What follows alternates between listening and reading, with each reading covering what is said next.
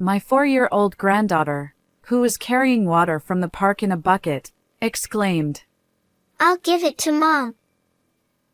She staggered under the weight, and when I tried to ask what was going on, she brushed my hand away. "No. Hurry, take it to Mom. She's suffering." With lips tightly pressed, she pleaded earnestly. When I rushed to my son's house, I found my daughter-in-law dehydrated inside a home with no electricity or running water. She didn't respond to my calls. "What's happening?" And at the hospital, I learned the astonishing truth. I'm Nancy. I've been living with my somewhat traditional, slightly domineering husband. After turning 60, I started assisting with an after-school program for elementary school kids. I've always loved children, and my husband allowed me to pursue what I enjoyed. The person I worked with at the after-school program was my daughter-in-law, Mia. She grew up in a single-parent household and lost her father, leaving her all alone. But she was incredibly beautiful, and somehow, we clicked. When I invited her over as a much younger friend, my son Michael fell head over heels for her, and their relationship quickly led to marriage. Mia was thrilled to become part of our real family. My son and daughter-in-law bought a house about 15 minutes away from ours. Nancy, there's a lovely French restaurant that just opened in town. Would you like to go together sometime? Certainly. Let's go. Mia often invited me out for lunch on our days off, and despite the stereotype of a strained mother-in-law relationship, we could talk about anything, just like real mother and daughter. However, unfortunately, there was a sort of barrier between my biological son and me. My late mother-in-law adored Michael and rarely entrusted me with parenting duties back then. Watching her cold attitude toward me, he sensed a hint of mockery directed at me. Michael, who grew up without knowing restraint, fell in with a bad crowd during middle school. He engaged in behaviors like extortion and shoplifting, causing us considerable trouble. My husband and I were summoned to school and the police station, repeatedly apologizing for his actions. But that's all in the past. As a college student skilled in computers, he even started a successful company. Since getting married, our son has worked hard for the family. His efforts, especially since becoming a parent, have been remarkable. Having someone to protect changes a person. I sighed with relief. Our first grandchild, Sophia, was so endearing that she brought immense joy during her frequent visits. However, about 6 months ago, after my granddaughter turned 4, our interactions abruptly ceased. Mia, my daughter-in-law, stopped coming over, and I grew increasingly worried about her. You rarely visit us lately, but what's going on? I miss you. I apologize. Sophia's kindergarten has many events. I'll visit your place soon. All right, I'll be waiting, I assured her. But despite her words, Mia never came. Feeling desperate, I decided to visit my son's house. When I called Mia, she said, I have plans today. It's rude to show up unannounced. I'm sorry. I just want to see Sophia. Can you let me see her, even just once? I brought a little gift. Leave the gift at the doorstep and go home. She rejected me through the intercom, refusing to show her face. Despite our close relationship, I couldn't fathom the reason behind this sudden distance. Reluctantly, I left the gift for my granddaughter by the front door. When I asked my son, he said harshly, Mom, you've been bothering Mia. Stay away from her. Tears welled up. What had I done? My husband comforted me, placing his hand on my shoulder. Let's observe quietly for a while. But I still couldn't make sense of it all. About a month later, one day, while I was on my way to go shopping, I saw my granddaughter at the park. I decided to park my car in the park's parking lot and approach her. "Ha? What's going on?" There was Sophia, carrying water from the park's faucet in a bucket. Despite it being summer, she wore winter pants and was soaked from the water bucket. Her legs wobbled, and her complexion was pale. "Are you Sophia? What are you doing?" Oh, Grandma? I'm giving water to Mom. According to her, the water at home had stopped flowing. With vacant eyes, Sophia was determinedly carrying the bucket of water. Understood. Grandma will help Mom. Sophia exclaimed. Really? Hurry, help Mom. Together with my granddaughter, I rushed to my son's house. The front door was unlocked, and as she had said, there was no electricity or running water. "Mia! Where are you?" Sophia led me to a storage area under the stairs. There, my daughter-in-law lay sunken-eyed and dehydrated, her hands and feet bound, blood staining her mouth. "Mia! Stay with me." No matter how many times I called, my daughter-in-law didn't respond. I immediately called an ambulance. Desperate to inform my son, I tried calling him, but there was no answer. "Sophia, where's Dad?" Dad went somewhere. I should have given Mom water sooner. I'm sorry. Tears welled up in her eyes, and she couldn't share more details. When I contacted my husband, he was shocked but promised to come right away. Despite multiple calls, my son's phone remained unanswered. Finally, I reached his workplace, only to learn he was on a 2-week family vacation overseas. "What's going on?" He wouldn't return for another week, leaving me bewildered. The ambulance arrived, rushing my daughter-in-law to the hospital. Concerned about Sophia's pale complexion, we decided she should be examined too. And a few hours later, my husband and I were guided by a nurse to receive an explanation from the attending physician. Please don't be shocked. The truth is, The doctor revealed a startling fact about my daughter-in-law's condition.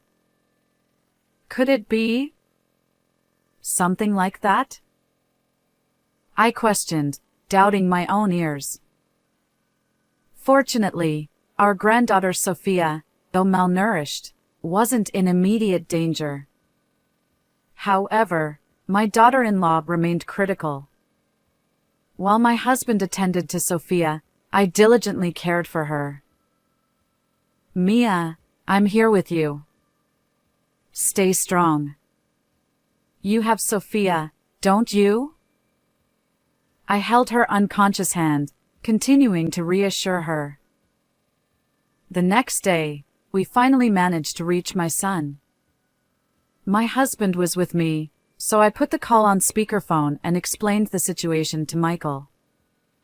He seemed surprised, but also somewhat disgruntled. Wait, you called an ambulance?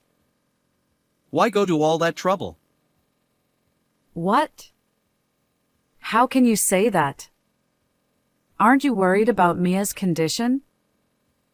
I just thought it didn't need to be such a big deal. After all, both of them are alive. Michael mumbled something, and I couldn't quite catch the end. Mia is still unconscious.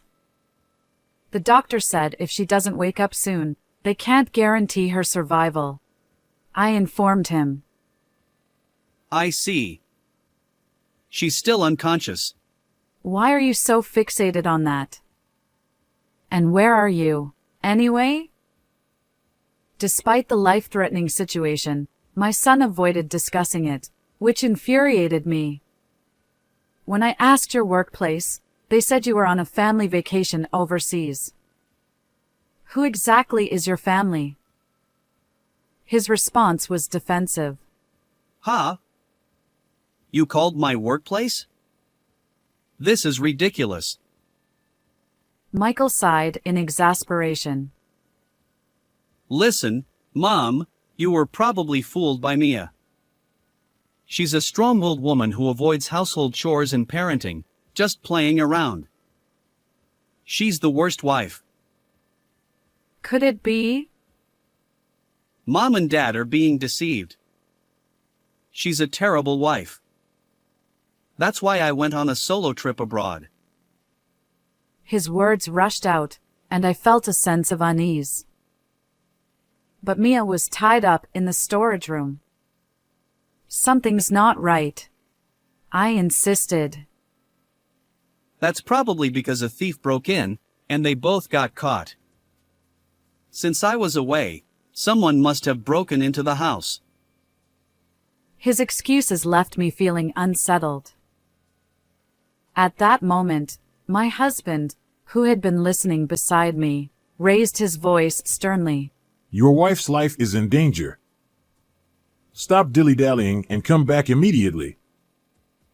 Perhaps startled by his tone, my son abruptly hung up, and we couldn't reach him afterward. 5 days later, Michael finally contacted us from the airport. His return was significantly delayed, leaving me exasperated. A few hours later, he entered the hospital room. Seeing Mia lying on the bed with her eyes closed, he gasped in surprise. Is Mia okay? Unfortunately, no, I replied. Poor thing. Michael lowered his head, shoulders trembling. He seemed on the verge of tears, yet there was a hint of relief in his expression. When I showed him a photo of Mia from when I first found her, his complexion changed. The image depicted her bound and bloodied, her mouth injured from biting through Sophia's restraints. Despite her own condition, she had desperately tried to save her daughter. Both of them were tied up. But Mia managed to help Sophia. What do you mean? I recounted how Mia had used her teeth to free Sophia from the restraints, despite her own dire situation. Unbelievable. Michael muttered. His detached tone suggested he wanted to maintain the illusion that only a thief had harmed Mia and Sophia. But I couldn't hold back. Did you do this? His response was defensive. Huh? Why are you suddenly accusing me without evidence? Am I still your son?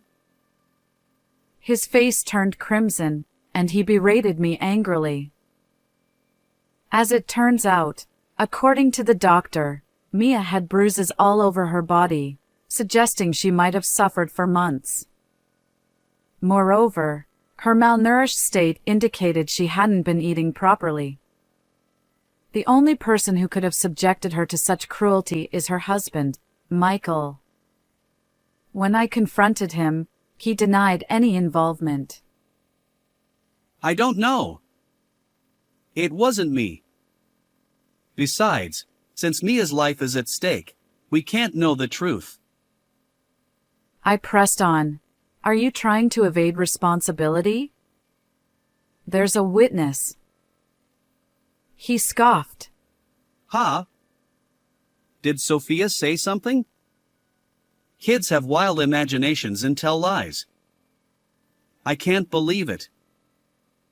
As I was speechless because my son pretended to know nothing, I heard a loud cry from the bed. Mia declared. I'll testify. Michael stammered. Huh? Wait, Mia? Are you alive?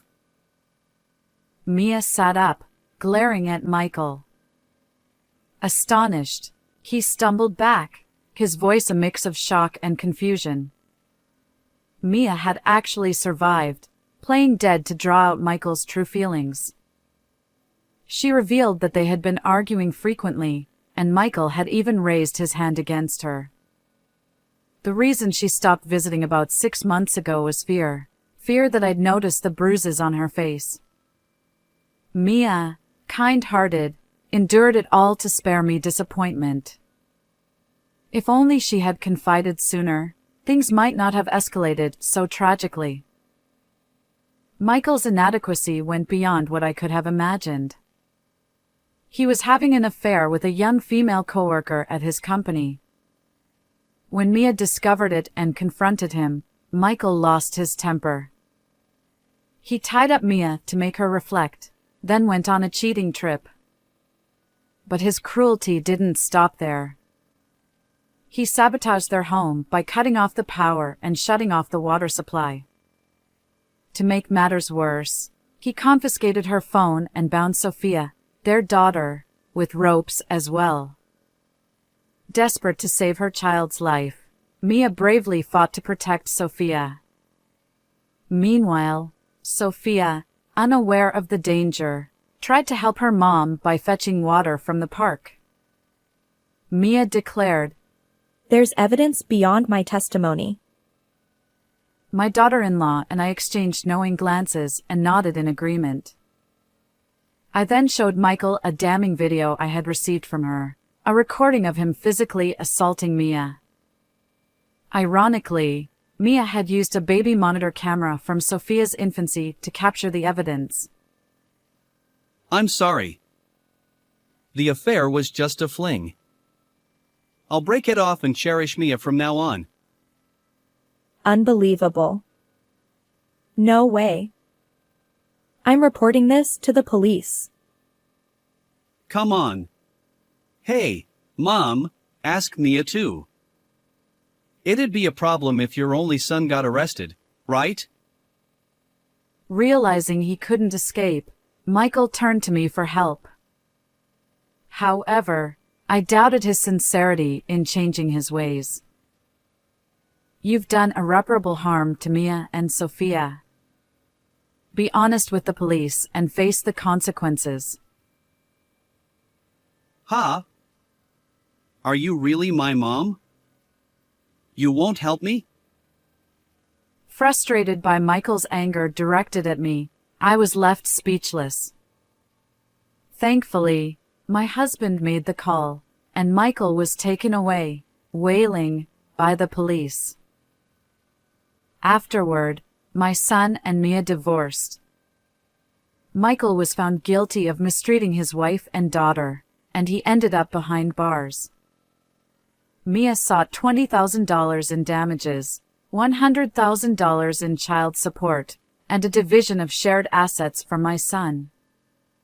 She also demanded $12,000 in damages from Michael's affair partner, a woman who worked under him at the company.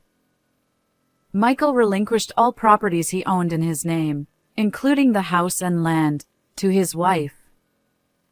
He used the proceeds from selling the company to pay child support.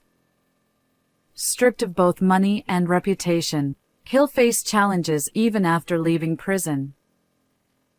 My husband and I severed ties with Michael. We legally adopted Mia and Sophia as our own children, intending to leave them our entire estate. Recently, seeing Mia and Sophia's smiles has been a source of comfort. We hope to continue living positively and harmoniously as a family. How did you find this story?